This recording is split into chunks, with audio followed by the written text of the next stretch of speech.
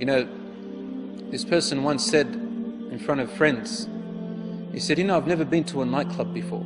Everyone looked at him with shock because he said, I've never been inside of a nightclub. All of a sudden, a nightclub not being in there is a shock to everyone. Another one said, you know, I've never kissed a girl before. Everyone looked at him in absolute dismay. Not only in dismay, they thought he's a loser. And now they make movies about, you know, men who are losers because they can't get women, and they call them wimps and they're cowards. How things have changed around. Where women have lost their absolute value, men have lost their value, and this type of behavior is considered to be noble and courageous. Allahu Akbar. You're a warrior, you're a hero if you can serve your lusts and temptations. And then you have issues of rape and crime, and then you've got laws, especially in Western countries, that can't even solve anything. Just the other day I read in the paper about a man who was convicted in the court of law in Sweden. He was convicted of rape. You know what kind of rape? It says that the woman, she agreed to have intercourse with him. But, excuse me for the expression, he used some kind of contraception, I don't want to say its name, and the contraception broke. Based on that, she won in the court by claiming rape, even with her consent. So now their own laws can't even solve their own problems. They bring more laws that bring more problems for them. And Allah says in the Quran, والله يريد أن يتوب عليكم ويريد الذين يتبعون الشهوات أن تميلوا ميلا عظيما يريد الله أن يخفف عنكم وخلق الإنسان ضعيفا. Those who follow their own lusts and temptations, they want to lead you astray, away very far. Allah wants to lessen the burden off your shoulders. He doesn't want you to fall into harm. He doesn't want you to fall into predicaments where you can't climb out of. يُرِيدُ اللَّهُ أَن يُخَفِّفَ عَنْكُمْ. These laws in our deen are only there to protect you. They are not there to cause you harm or restrict you, ya akhi. They are there to protect you because there's so much harm out there. وَخُلِقَ الْإِنسَانُ ضَعِيفًا. Allah also tells us, follow my laws because you're weak. You're weak. Pass them and follow my guidance. I'm there for you. Like what your father and mother do.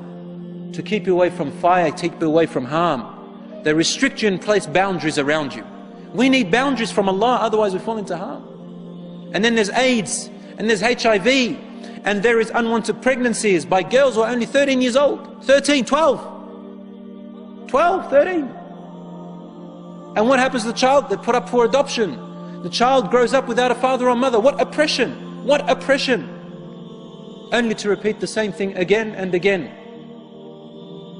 So there is great harm in this. And here we are, they're trying to tell you youth that doing these actions makes you a man. You want to become a man? I dare you to get married. I dare you to get married. Because to them, this is the most cowardly thing. They don't dare to get married, brothers and sisters. They don't dare to get married. I had a neighbor, she had a 3-year-old daughter, but they never got married, her and her partner. In the end, he left her for another woman. Obviously, he's going to leave you for another woman. He's too afraid to be a man. He doesn't want to get married because he's too deep in his lusts. And then turns around and she says, men, they're only after their ego. Of course, why did you take a man like that? Allah gave us conscience.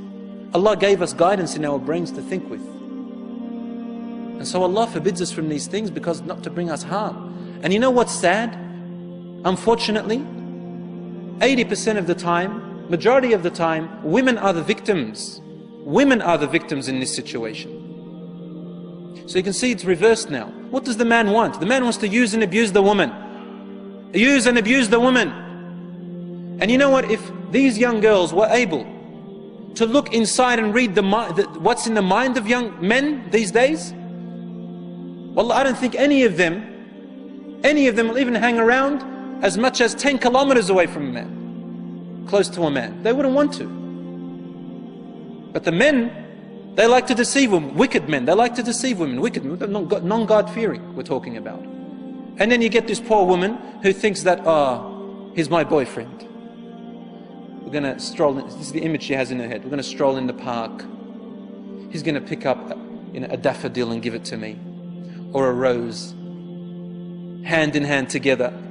And then we're going to wait until the sun sets. And the birds chirping around us in this beautiful park. Poor thing. This is what she thinks, right? But the man is thinking about one thing. And he's going to tolerate all of that until he gets to it. I'm talking about men with diseases in their heart, and there are many of them today.